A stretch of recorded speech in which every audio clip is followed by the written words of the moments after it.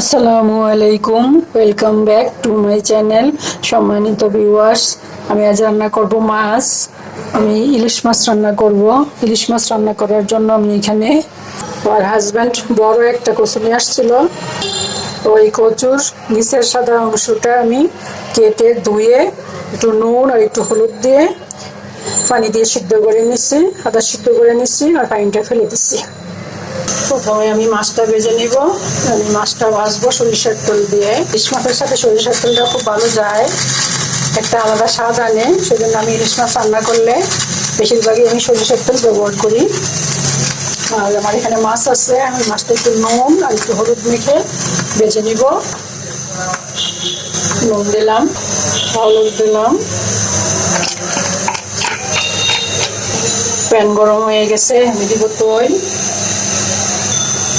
প্যানটাকে আমি একটু ঘুরিয়ে দিব যাতে তেলটা সব দিকে ছড়ায়।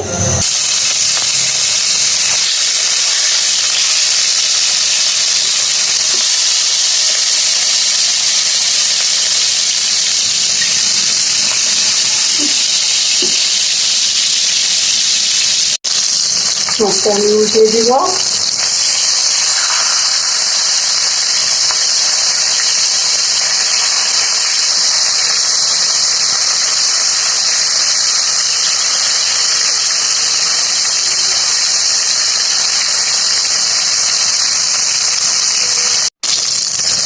আমার মাছটা হয়ে গেছে, মাছটা উঠিয়ে নিব।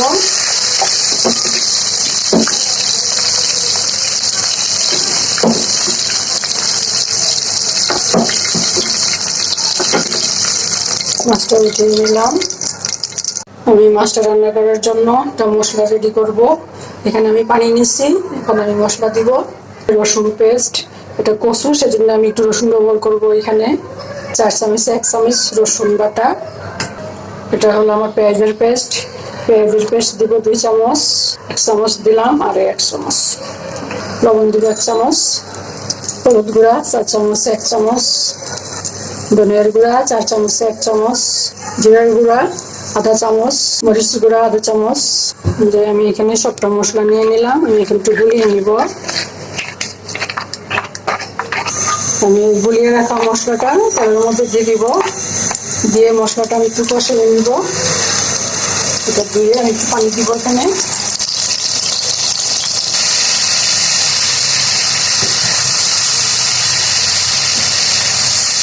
আমার মশলাটা কষে গেছে, আমি এখন কচুটা দিয়ে দিব।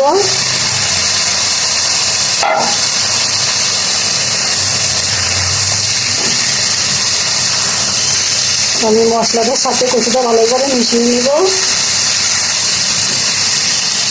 কচুটাও কষে আসছে, মশলার সাথে মিশে গেছে। আমি এখন জলের পানি দিব।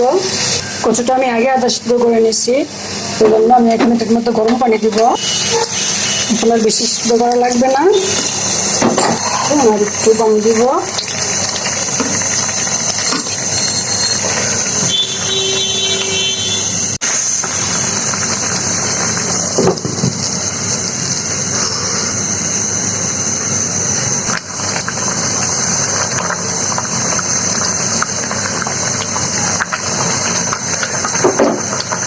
আমি এখন মাছটা দিয়ে দিব।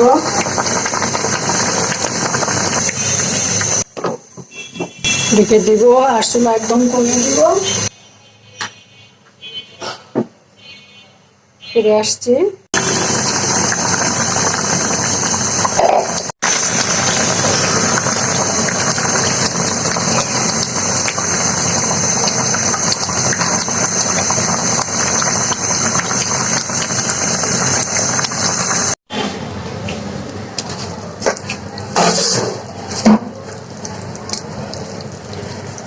তরকারি হয়ে গেছে, মশলা অফ করে দিলাম, নামিয়ে নিয়ে যাব।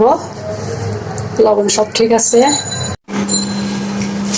ভিউয়ার্স, যে আমি রান্না করে নিয়ে আসলাম ইলিশ মাছ দিয়ে কচু বা কচু দিয়ে ইলিশ মাছ, যেটাই বলি না কেন একই কথা।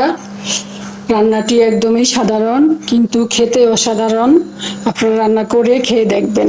রান্নাটি একদমই সাধারণ কিন্তু খেতে অসাধারণ, আপনারা রান্না করে খেয়ে দেখতে পারেন। আমার আজকের রান্নাটি যদি আপনাদের ভালো লাগে তাহলে প্লিজ একটা লাইক দিবেন, কমেন্ট করবেন, আপনাদের ফ্রেন্ডস অ্যান্ড ফ্যামিলির সাথে শেয়ার করবেন। আর যদি চান তাহলে আমার চ্যানেলটাকে সাবস্ক্রাইব করে রাখতে পারেন।